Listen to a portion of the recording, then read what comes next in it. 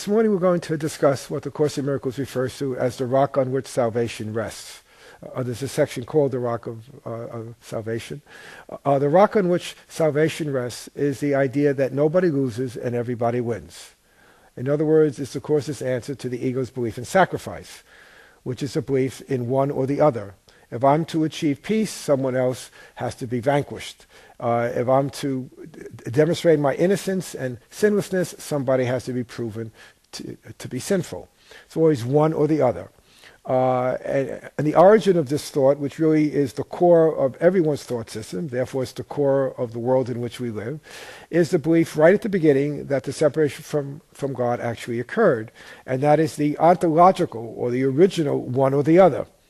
Either God's perfect oneness is the truth and the reality, or my specialness and individuality and separation is the reality. But they both cannot be true. They are mutually exclusive ideas. Oneness means there can be no separation. Separation means there can be no oneness. It's one or the other. Either God is the creator of who I am, or I am the creator of who I am. It's one or the other.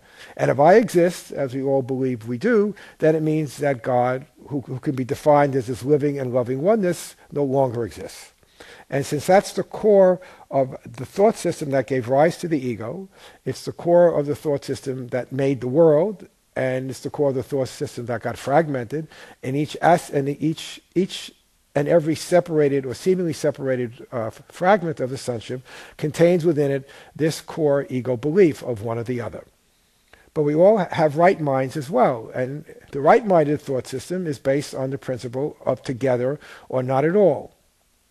So these are the two thoughts, or the two principles that basically typify everyone's wrong and right minds, one or the other, or together or not at all. And this gets us now back to the rock on which salvation rests. The only way we could be truly saved from our belief in the reality of separation and our belief in the reality and justification for our guilt is to recognize that the separation never happened, that we are all still part of God's living and loving oneness. And that principle of oneness is reflected here within the illusion, or within our dream of separation, that we are all the same. Therefore, if one loses, everyone loses. If one wins, we all win. And there can be no exceptions to this. Some time ago, I did a workshop here at the Foundation called The 2 Words of Salvation. And the 2 words of salvation that I discussed in that workshop were without exception. We forgive all people without exception. We let God's love or Jesus' love extend through us without exception. And then we watch how we exclude. I'll love some people, but not all people. I'll love almost all people, but not everyone. I'll love everyone in my office. I'll respect everyone in my family, but not all. There will always be some that I will exclude. I'll respect these public figures, but not those public figures. Or I'll love this person today, but I don't know if I'll love that person tomorrow. There are always different ways in which we exclude, and we exclude because that reinforces our belief in the reality of the principle of one or the other. And if that principle is upheld, it means my individual, special, unique self is upheld as well. So we're literally always fighting for our survival. So the rock on which salvation rests, no one loses and everyone wins, is the end of the ego's rock, because the rock on which the ego's salvation rests is that my happiness and my peace, indeed my salvation, comes at someone else's expense.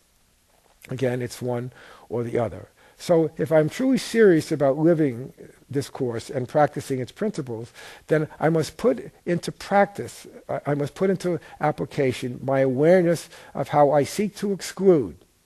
And by asking Jesus or the Holy Spirit for help means I look at that seeming sin, which is a reenactment of the original sin of believing I could separate from God, selfishly establishing my own reality at his expense, see how I live this out over and over again in my everyday life, and ask for help that I look at this without judgment, recognizing that this does not make me a sinner, it simply makes me afraid. And if I could look at that fear without judgment, I will let it go, and then what remains is what the Course calls the principle of atonement, that the separation from God never happened.